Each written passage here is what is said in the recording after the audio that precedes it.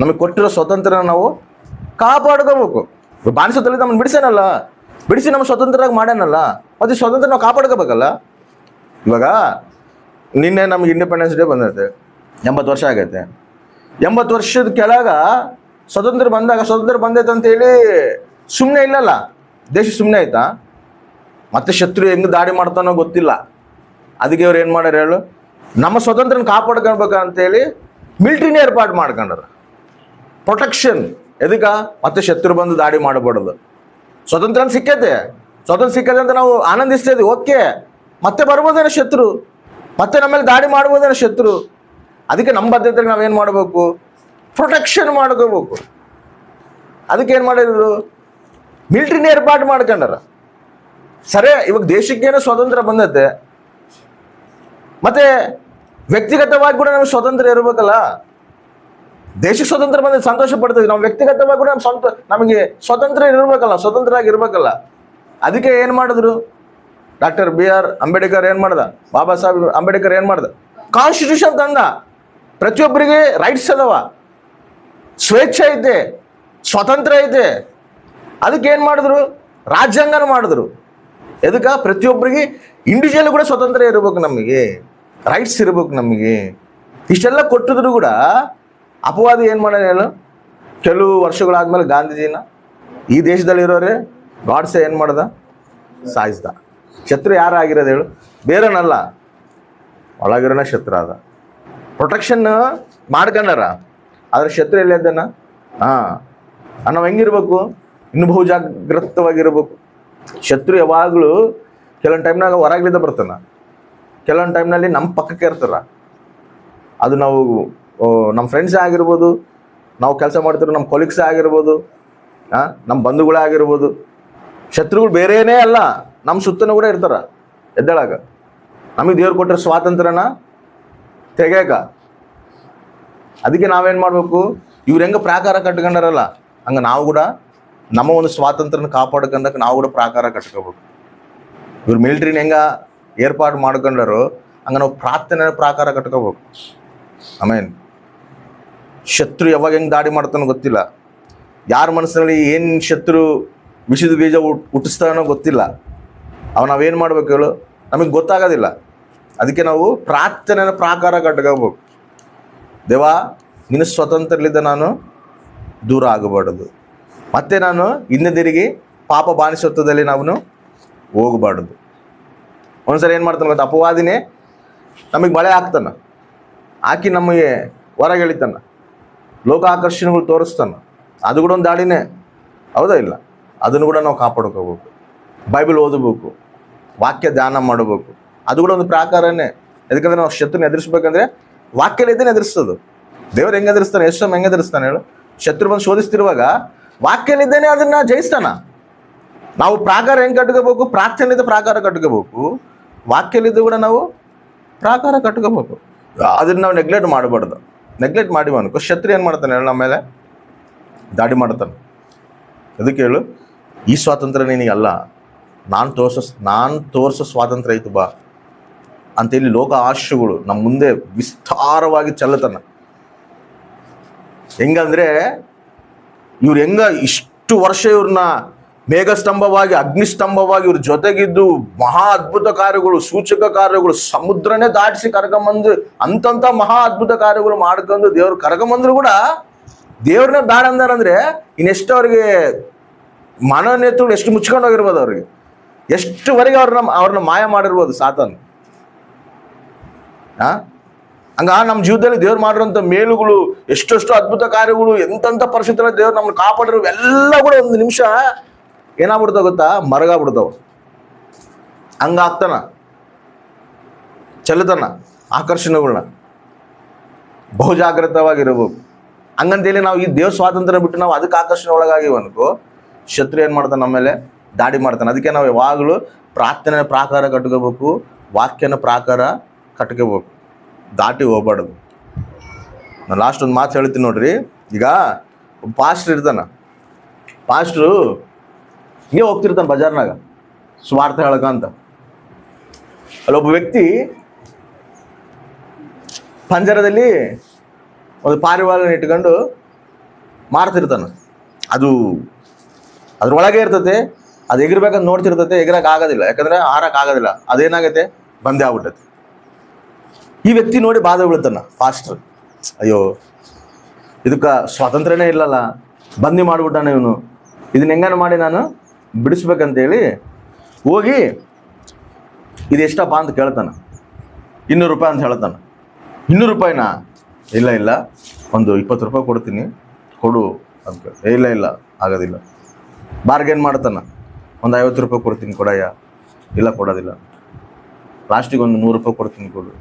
ಇಲ್ಲ, ಕೊಡೋದಿಲ್ಲ. 150 ಕೊಡ್ತೀನಿ, ಕೊಡೋದು. ಅವ್ನು ಹೇಳಿದ ರೇಟಿಗೆ 200 ರೂಪಾಯಿ ಅಂದರೆ 200 ರೂಪಾಯಿ ಅಷ್ಟೇ. ಇಷ್ಟ ಇದ್ರೆ ತಗ, ಇಲ್ಲಾಂದ್ರೆ ಇಲ್ಲ. ಪಾಪ ಅದನ್ನ ನೋಡ್ತಿದ್ರೆ ಅಯ್ಯೋ ಅನ್ಸಕತ್ತೆ. ಸರಿ ಬಿಡು, 200 ರೂಪಾಯಿ ಅಲ್ಲ, ಹೋದ್ರೆ ಹೋಗ್ಲಿ, ಅದಕ್ಕೆ ಫಸ್ಟ್ ಬಿಡುಗಡೆ ಕೊಡೋಣ ಅಂತೇಳಿ ತನ್ನ ಹತ್ರ ಇರೋ 200 ರೂಪಾಯಿ ತಗೊಂಡು ಅವನಿಗೆ ಕೊಟ್ಟು, ಆ ಒಂದು ಪಾರಿವಾಳನ ತಗೊಂಡು ನೋಡಿ, ಇದನ್ನ ಆರಾಗಿ ಬಿಡ್ಬೇಕು, ಇದು ಸ್ವತಂತ್ರರಾಗಿ ಇದನ್ನು ಬಿಡ್ಬೇಕಂತೇಳಿ ಸಂತೋಷವಾಗಿ ಅದನ್ನು ಬಿಡ್ತಾನೆ. ಅದು ಕೂಡ ಸಂತೋಷವಾಗಿ ಹಾರ್ಕೊಂಡು ಹೋಗ್ತದೆ.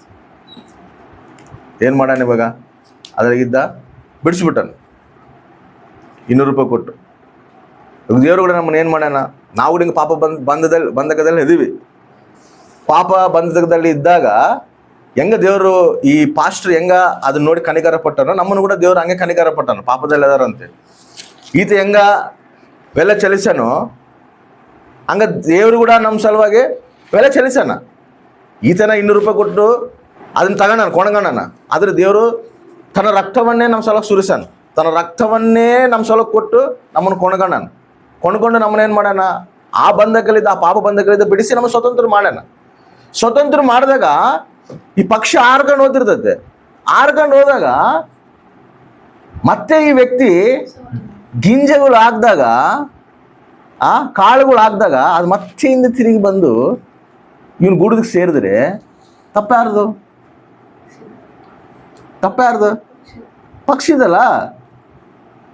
ಅಷ್ಟು ಕಷ್ಟಪಟ್ಟು ಅವನಿಗಿರೋದ್ರಲ್ಲೇ ಇದು ಸ್ವತಂತ್ರ ಕೊಡ್ಬೇಕಂತ ಅನ್ಕೊಂಡು ತನಗೆ ಬೇಕಾದಷ್ಟು ಬೆಲೆ ಚೆಲ್ಲಿಸಿ ಅದನ್ನ ತಗೊಂಬಂದು ಸ್ವತಂತ್ರರಾಗಿ ಬಿಟ್ಟಾಗ, ಅದು ಮತ್ತೆ ಯಾವುದಕ್ಕೋ ಇವನು ಹಾಕೋ ಆ ಕಾಳಿಗೆ ಆಸೆ ಪಟ್ಟು ಅದು ತಿರುಗಿ ಮತ್ತೆ ಬಂದು ಇವನು ಗೂಡಿಗೆ ಸೇರಿದಾಗ ಅದು ತಪ್ಪ್ಯಾರ್ದು? ಪಕ್ಷಿದು. ಹಂಗ ದೇವರು ನಮ್ಮನ್ನ ಪಾಪ ಬಂಧಕಲಿದ್ದ ಬಿಡಿಸಿ ನಮ್ಮನ್ನ ದೇವ್ರು ಸ್ವತಂತ್ರರಾಗಿ ಮಾಡಿದಾಗ ಮತ್ತೆ ಅಪವಾದಿ ಕೂಡ ನಮಗೆ ಆ ರೀತಿ ಪಾಪ ಆಕರ್ಷಣೆಗಳು ಬಳ ಆಗ್ತಾನ.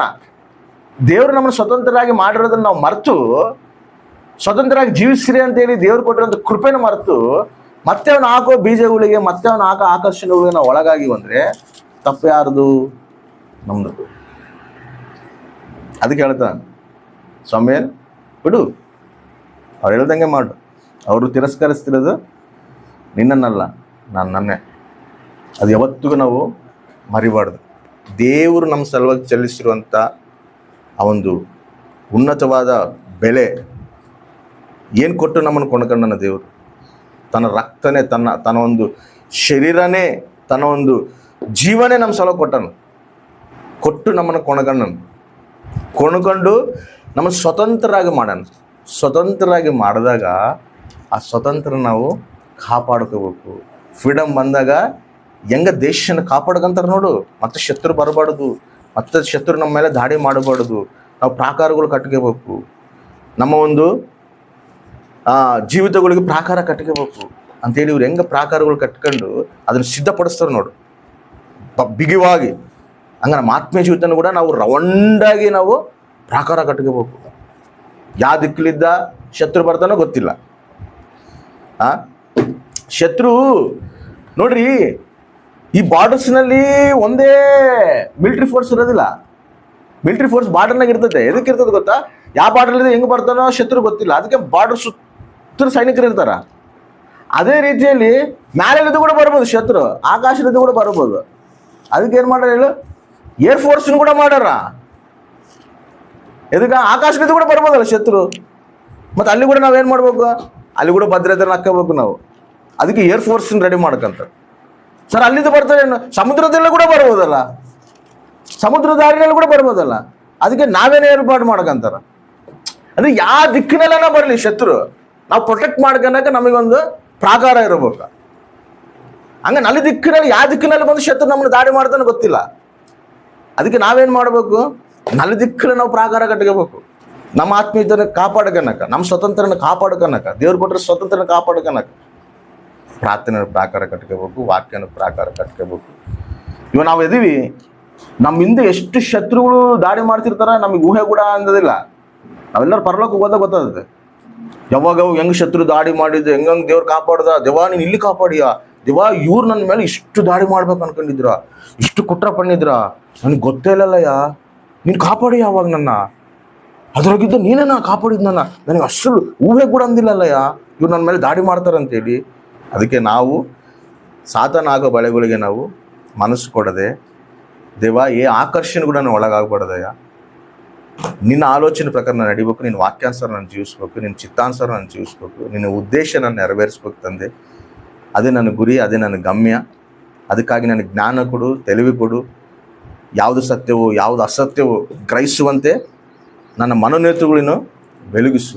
ಯಾಕಂದ್ರೆ ನಮ್ಗೆ ಗೊತ್ತಾಗೋದಿಲ್ಲ, ಎಲ್ಲ ಕರೆಕ್ಟ್ ಅನ್ಕೊಂತೀವಿ, ಹಂಗೆ ತೋರಿಸ್ತಾನೆ ಅಪವಾದಿ ಕೂಡ, ಪ್ರಿಂಟ್ ಗುದ್ದುತ್ತಾನ. ಅದಕ್ಕೆ ನಾವು ಪ್ರಾರ್ಥನೆ ಪ್ರಾಕಾರ ಕಟ್ಕೊಳ್ಳೋಣ, ವಾಕ್ಯನ ಪ್ರಾಕಾರ ಕಟ್ಕೊಳ್ಳೋಣ. ದೇವ್ರು ಕೊಟ್ಟಿರೋ ಸ್ವಾತಂತ್ರ್ಯನ ನಾವು ದೂರ ಮಾಡ್ಕೋಬಾರ್ದು.